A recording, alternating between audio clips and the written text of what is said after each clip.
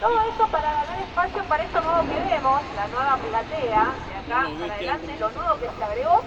Enfrente lo mismo, ese bloque de butacas gris oscuro bien cerquita de la cancha es lo nuevo. Y después en las cabeceras, figúrense como si tuvieran los arcos, en las cabeceras eso también es todo nuevo, pero ahora en las cabeceras van las populares, la gente va de pie. Fíjense que colocaron para avalanchas, rejas de contención en la parte donde están. Vení, Manu. Muchísimas gracias, mi amor.